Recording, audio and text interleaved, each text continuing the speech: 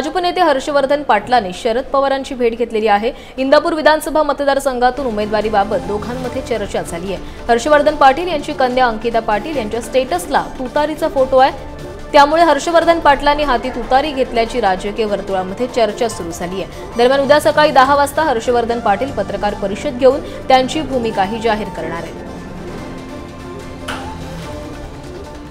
तर या संदर्भात अधिक माहिती देतात आमचे प्रतिनिधी ज्ञानेश्वर चौतमल। ज्ञानेश्वर, उद्या हर्षवर्धन पाटील आपली भूमिका स्पष्ट करणार आहेत, मात्र अंकिता पाटील यांच्या स्टेटसला जो तुतारीचा फोटो आहे त्यावरून जवळपास निश्चित झालेलं दिसतंय की हर्षवर्धन पाटील तुतारी हाती घेतली।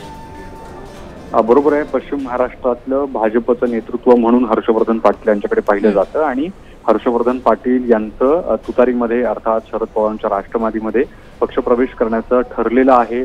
तशी त्यांची शरद पवारांसोबतची बैठकही झाली आहे। या बैठकीच्या पूर्वी देवेंद्र फडणवीसांसोबत त्यांची जी बैठक झालेली होती ती बैठक निष्फळ ठरली आणि आता अंतिमतः हर्षवर्धन पाटील हे राष्ट्रवादीत अर्थात शरद पवारांच्या राष्ट्रवादीत पक्षप्रवेश करणार असल्याची अधिकृत माहिती समोर येते। त्यांचे चिरंजीव राजवर्धन पाटील, त्यांची कन्या अंकिता पाटील यांनी देखील त्याचे स्टेटस ठेवून संकेत दिलेले आहेत। मागच्या अनेक दिवसांपासून हर्षवर्धन पाटील हे शरद पवार यांच्या राष्ट्रवादीत प्रवेश करतील अशा पद्धतीची चर्चा सुरू होती। पुण्यात जी VSI इथे बैठक झाली महिनाभरापूर्वी, तिथे देखील हर्षवर्धन पाटील आणि शरद पवार यांच्यात बैठक झालेली होती।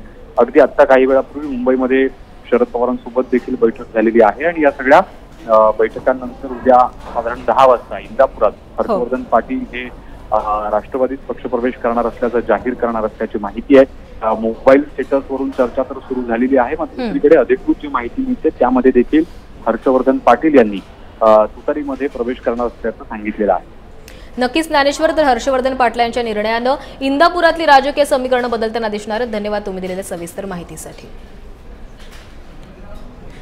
दरम्यान हर्षवर्धन पाटलावर भाजप नेते चंद्रकांत पाटलांनी काय प्रतिक्रिया दिली पाहूया।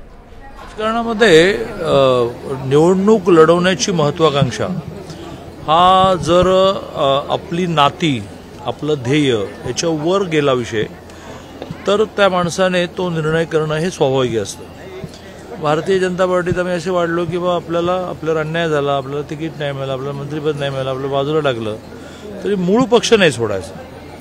नाराजी व्यक्त करत का होईना आपल्या पक्षात राहायचं, पण हे सगळ्यांनीच केलं पाहिजे नाही। हर्षवर्धन पाटलांसारख्यांचं वेगळं असू शकतं।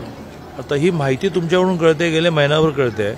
हर्षवर्धनजी आणि मी खूप चांगले मित्र आहोत आणि असा काही सिग्नल त्यांच्याकडून मला मिळालेला नाही।